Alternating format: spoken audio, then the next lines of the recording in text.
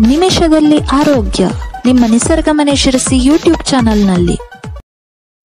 ಎಲ್ಲರಿಗೂ ನಮಸ್ಕಾರ. ನಾನು ಡಾಕ್ಟರ್ ವೆಂಕಟೇಶ್ ಗಾಂವ್ಕರ್, ವೇದ ಆರೋಗ್ಯ ಕೇಂದ್ರ, ನಿಸರ್ಗ ಮನೆ ಶಿರಸಿ, ಆಯುರ್ವೇದ ವೈದ್ಯ.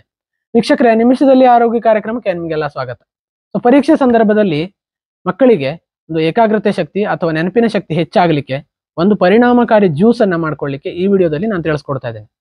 ಅದ್ಯಾವುದು ಅಂತ ತಿಳ್ಕೊಳ್ಳೋದಕ್ಕಿಂತ ಮುಂಚೆ ನೀವು ನಮ್ಮ ಯೂಟ್ಯೂಬ್ ಚಾನೆಲ್ನ ಸಬ್ಸ್ಕ್ರೈಬ್ ಮಾಡಿ, doctor Hegde health tips WhatsApp group ಅನ್ನ ಜಾಯ್ನ್ ಆಗಿ ಉಚಿತ ಆನ್ಲೈನ್ ಸಂದರ್ಶನಕ್ಕಾಗಿ ಈ ನಂಬರ್ಗಳಿಗೆ ಮಿಸ್ ಕಾಲ್ ಅನ್ನ ನೀಡಿ.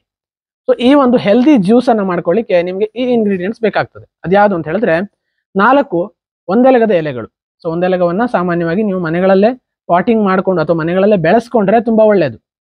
ಸೊ ಈ ಒಂದು ಒಂದೆಲಗದ ಎಲೆಗಳನ್ನ 3 ರಿಂದ 4 ಶುಭ್ರವಾದಂತ ಒಂದು ತಾಜಾ ಒಂದೆಲಗದ ಎಲೆಗಳನ್ನ ನೀವು ತಂದಿಟ್ಕೋಬೇಕು. ಅದೇ ಒಂದು ಒಂದೆಲಗದ ಎಲೆಗಳ ಜೊತೆಗೆ ಅರ್ಧ ಸೇಬು ಹಣ್ಣು ಕಟ್ ಮಾಡಿದಂತಹ ಒಂದು ಭಾಗ, ಅರ್ಧ ಭಾಗ ಸೇಬು ಹಣ್ಣು, ಅದರ ಜೊತೆಗೆ 2 ಬೀಜ ತೆಗೆದಂತಹ ಖರ್ಜೂರ, ಅದರ ಜೊತೆಗೆ 2 ಅಥವಾ 3 ವಾಲ್ನಟ್.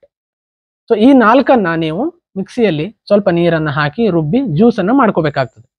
ವೀಕ್ಷಕರೇ, ಇನ್ನೊಮ್ಮೆ ಹೇಳ್ತಾ ಇದ್ದೇನೆ, 4 ಒಂದೆಲಗದ ಎಲೆಗಳು, ಅರ್ಧ ಸೇಬು ಹಣ್ಣು, 2 ಬೀಜ ತೆಗೆದಂತಹ ಖರ್ಜೂರ ಮತ್ತು 2 ಅಥವಾ 3 ವಾಲ್ನಟ್. ಅದರ ಜೊತೆಗೆ ಸ್ವಲ್ಪ ನೀರನ್ನ ಹಾಕಿ ನೀವು ಚೆನ್ನಾಗಿ ಮಿಕ್ಸ್ ಮಾಡಿ ಜ್ಯೂಸ್ ಮಾಡಿ ಇದನ್ನ ಪ್ರತಿದಿನ ರಾತ್ರಿ ಮಲಗುವ ಮೊದಲು ಕೊಡಬೇಕು. ಸೊ ಯಾರಿಗೆ ಸ್ವಲ್ಪ ಕಫ ಅಥವಾ ನೆಗಡಿ ಆಗುವಂತ ಸಾಧ್ಯತೆ ಇರ್ತದೆ ಅಂಥವರಿಗೆ ಬೆಳಿಗ್ಗೆ ತಿಂಡಿ ಆದ ನಂತರ ಕೊಡಬಹುದು. ಸೊ ರಾತ್ರಿ ಕೊಡೋದ್ರಿಂದಾಗಿ ನೆನಪಿನ ಶಕ್ತಿ ವರ್ಧನೆಗೆ ಅಥವಾ ಒಂದು ಬುದ್ಧಿಮಟ್ಟ ಬೆಳವಣಿಗೆಗೆ ತುಂಬಾ ಸಹಾಯಕ ಆಗ್ತದೆ ಅಂತ ಹೇಳಿ ಆಯುರ್ವೇದದಲ್ಲಿ ಹೇಳಲಾಗಿದೆ.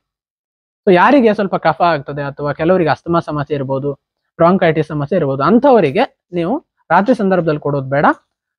ಹಗಲ್ ಟೈಮಲ್ಲಿ ಅಂದ್ರೆ ಬೆಳಿಗ್ಗೆ ತಿಂಡಿ ಆದ ನಂತರ ಅಥವಾ ಮಧ್ಯಾಹ್ನ ಊಟ ಆದ ನಂತರ ಕೊಟ್ರೆ ಇದು ಖಂಡಿತವಾಗಿ ಶರೀರ ಪುಷ್ಟಿಯನ್ನು ಮಾಡುವುದರ ಜೊತೆಗೆ ಬುದ್ಧಿಶಕ್ತಿ ಹೆಚ್ಚಳನ ಮತ್ತು ನೆನಪಿನ ಶಕ್ತಿಯನ್ನು ಕೂಡ ಹೆಚ್ಚಿಗೆ ಮಾಡಿಕೊಡ್ತದೆ. ಈ ಪ್ರಯತ್ನವನ್ನ ಮಾಡಿ ಮತ್ತು ಈ ವಿಡಿಯೋವನ್ನು ಕೂಡ ನಿಮ್ಮ ಸ್ನೇಹಿತರೊಂದಿಗೆ ಶೇರ್ ಮಾಡ್ಕೊಳ್ಳಿ ಅಂತ ಕೇಳ್ಕೊಳ್ತಾ ಧನ್ಯವಾದಗಳು.